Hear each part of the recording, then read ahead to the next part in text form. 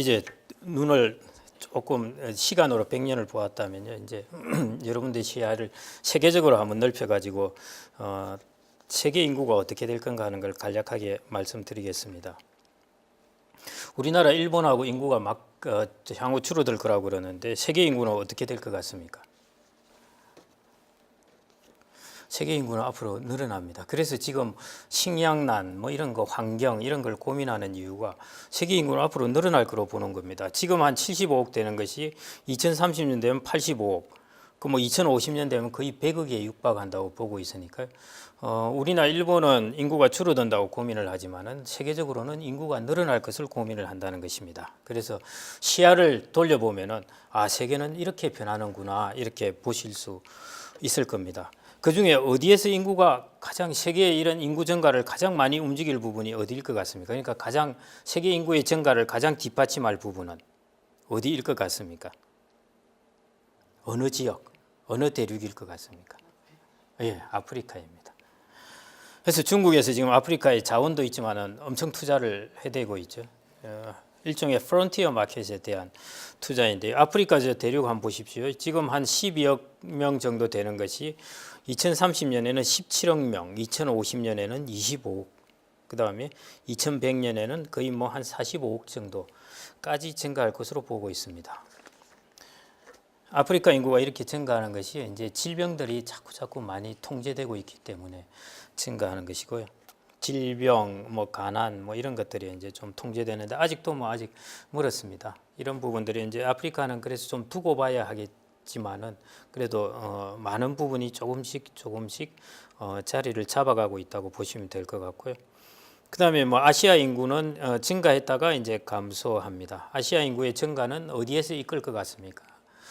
중국은 이제 인구 대국의 1위 자리는 인도에게 내줍니다. 이제 인도가 증가하게 되고요. 그다음에 인도네시아, 베트남 이런 쪽에서 이제 곳곳에서 조금씩 증가해서 이제 아시아 인구의 증가를 이끌다가 인도도 이제 인구가 감소하게 되죠. 그러면서 이제 아시아도 인구가 감소하게 되고요. 유럽은 이제 인구가 점차 줄어드는 것이고, 북미 보십시오. 저번 시간에 말씀드렸듯이 앞으로 인구 구조에서 어떤 대륙을 볼까, 선진국에서 어디를 볼까 하는 것이 미국을 말씀드렸는데요. 북미 쪽의 대륙의 인구는 증가합니다. 그리고 히스패닉을 기반으로 해서 인구의 고령화도 심하지 않고, 그러니까 이제 미국의 그게 인구 구조가 좋다고 말씀드린 이유입니다. 그게 실제로 미국의 인구를 한번 보시죠. 지금 3억 2천 명 정도 되는 것이 2050년에 가면은 3억 9천 명으로 9천만 명으로 이제 증가합니다. 그래서 제가 한 몇 년 전에 디 이코노미스트라는 잡지에서 본 이야기인데요. 인구를 가지고 한 이야기입니다. 유럽 EU가 아무리 저렇게 지네들끼리 합쳐봐야 미국이 유럽을 따라잡는다는 것이, 유럽은 인구가 줄어들고 있는데 미국은 인구가 늘어나고 있다는 것입니다. 그래서 중국은 인구가 증가했다가 감소하고 인도가 인구가 더 오랫동안 증가했다가 16억 명까지 증가했다가 이제 감소합니다. 그래서 앞으로 인구 대국은 이제 인도입니다. 인도이고요.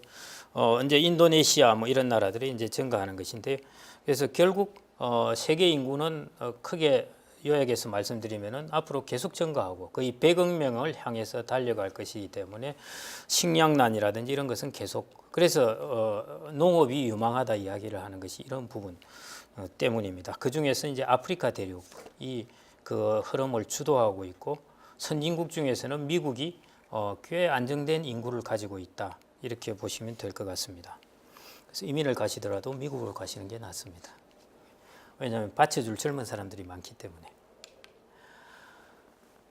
유럽 인구와 아프리카 인구를 아까 그 수치를 저렇게 2100년까지 한번 추정을 해서 전망해 본 겁니다. 그래서 아프리카 인구가 얼마나 앞으로 증가하느냐 하는 부분을 알 수 있는 부분입니다. 자, 우리나라도 인구 구성, 고령화가 상당히 키 이슈라고 그랬는데요. 세계도 마찬가지입니다. 앨런 그린스펀이라고 미국, 우리나라로 치면 한국은행 총재이죠. 미 연준 의장을 지낸 사람이 자기 자서전에서 쓴 이야기가 하나의 제목이 그거입니다. 세계가 은퇴한다. 된다라는 이야기를 했습니다. 그것처럼 이 데이터에 보시듯이 세계적으로 2050년까지 60세 이상 인구가 11억 명이 증가합니다. 11억 명이라면 거의 향후 그러니까 한 30년 동안 32년 동안 60세 이상 인구만 모여 사는 중국만한 나라가 세계적으로 하나 나온다는 뜻입니다. 세계적으로도 큰 변화입니다. 그런데 11억 명 증가하는 것의 65%가 아시아에서 일어납니다. 어느 나라이겠습니까? 예, 중국입니다.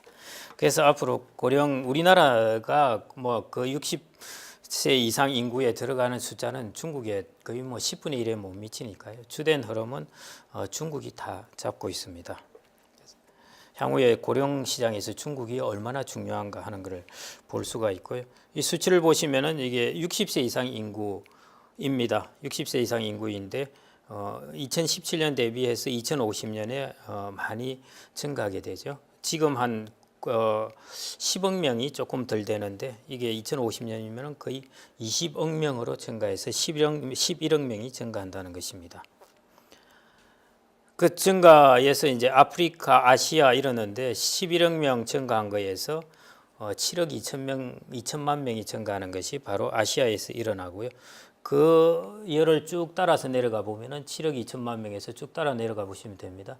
내려가 보시면은 중국이 2억 5천만 명 이렇게 해서 많이 증가하게 되고요. 그 다음에 인도 한 1억 9천만 명, 한 2억만 명 이렇게 증가해서 인도하고 중국이 그중에 증가하는 것만 해도 4억 5천만 명 정도가 됩니다. 그래서 향후 60세 이상 인구, 세계적으로 60세 이상 인구가 세계적으로도 고령화는 문제이다.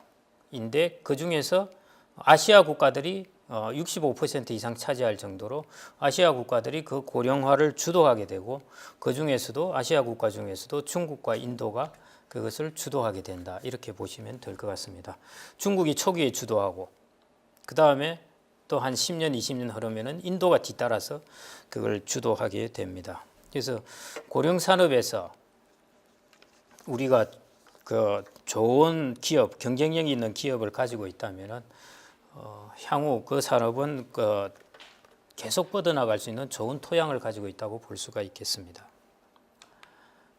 그 중에 중국, 인도를 말씀드렸는데요. 당장 이제 저희들에게 와닿는 것이 중국입니다. 중국의 고령화 현황을 한번 살펴보겠습니다. 이건 우리나라 기업에게도 되게 중요하기 때문인데요. 우리나라가 화장품 회사의 가치가 아주 높아졌지 않습니까? 중국 시장을 또 이제 겨냥하면서 아마 이게 그 고령 시장 같은 경우도 중국 시장에서 충분히 경쟁력을 가지게 되면은 그 못지않은 기업으로 성장할 수 있는 그런 토양이 될 것 같습니다. 중국의 고령자 인구수를 한번 보시면요.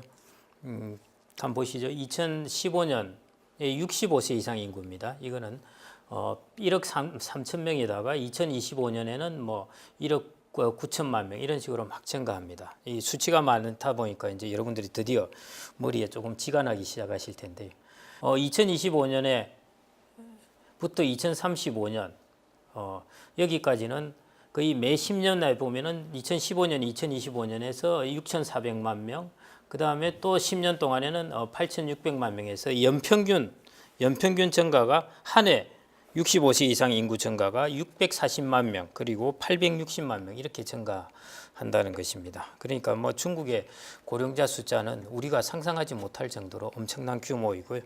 저 시장에 우리나라의 향후에 또 미래나 수요처가 많이 달려 있다고 볼 수 있을 것 같습니다. 이게 이제 세계 고령 시장의 현황, 세계 인구의 현황 이렇게 보시면 될 것 같습니다. 제가 왜 이걸 말씀드리냐면은 인구 구조 말씀드린 거에 결론을 조금 맺으면서 세계 인구를 말씀드린 것이 데모그래픽 바긴이라고 좀 써놨는데요. 이거는 무슨 뜻이냐면은 우리가 이런 거 저런 거하고 협상을 하고 바겐을 하지 않습니까? 바겐을 하는 것처럼 우리나라의 인구가 지금 고령 사회가 되고 있다면은 젊은 베트남 기업에 가서 우리가 베트남에 가서 기업을 해도 되고 그러니까 우리가 젊은 사람들이 수요하는 제품이 있다면 베트남으로 가면 되는 것이고요. 그리고 보다 소득이 많은 고령자들한테 가야 될 것 같으면 유럽으로 가면 되는 것이고, 그 다음에 중국의 고령자에게 가도 되는 것이고 해서 지금은 세계가 하나로 되어 있습니다. 세계가 이제 이동을 할 수 있고 상품이 이동할 수 있고 하기 때문에 이런 인구 구조의 차이를 우리가 이용해서 지금의 우리의 고령화의 단점을 이제 극복하자는 것입니다. 뭐 젊은 국가, 나이 든 국가, 초고령 국가가 다 각각 있을 텐데 이런 인구 구조를 감안해서 우리가 비즈니스를 다 하고 상품을 거래하고, 그래서 글로벌 시장으로 무대로 인구 구조 변화를 이제 비즈니스에서 활용하자 하는 것이 데모그래픽 박인이라고 보시면 될 것 같습니다. 그래서 좀 넓은 시각으로, 그러니까 공간적으로 넓은 시각으로 한번 생각을 하시고요. 그다음에 이제 Fasten Your Seatbelt라고 해놨는데요. 이제 그 인구 구조 변화가 급격하게 되니까 좀 정신을 이제 바짝 차리고 단단히 있어야 되겠다는 것인데, 이게 뭐 꼼짝하지 말라는 그런 뜻은 아닙니다. 그런 뜻은 아니고 저희들 금융시장에서도 그렇습니다. 자본시장에서도 그러는데 변화가 많으면 기회가 많습니다. 자본시장에 그 거래를 하는 사람들, 주택도 마찬가지일 텐데 예를 들어 주식 거래하는 사람이 있다면은 그 사람에게 있어서 제일 안 좋은 환경은 뭐겠습니까? 주가가 떨어지는 거겠습니까? 올라가는 거겠습니까? 가만히 있는 거겠습니까? 제일 그렇죠. 주가가 가만히 있으면은 그 사람들은 먹고 살 길이 없어집니다. 떨어지면은 숏을 치면 되는 거고, 올라가면은 롱을 치면 되고, 롱 포지션을 가지고 되기 때문에요. 그러니까 공매도를 하면 되고, 떨어지면 오를 것 같으면 사면 되는 것이기 때문에 그 어떤 변화가 있는 것이 사실은 어디든 변화가 있어야 기회가 생기게 됩니다. 그런 면에서 인구 시장에서는 그 변화라는 것이 우리 주식 시장으로 치자면은 뭐 엄청난 충격을 받아서 흔들리는 것이 인구 시장의 변화라고 보시면 될 것 같습니다. 그런 변화가 큰 만큼 거기에서 이제 많은 기회가 있으니까요. 여러분들이 이렇게 그 안전벨트를 꼭 매시고 그 기회를 충분히 활용하셔 가지고 위기를 기회로 바꾸시면 좋을 것 같습니다. 감사합니다.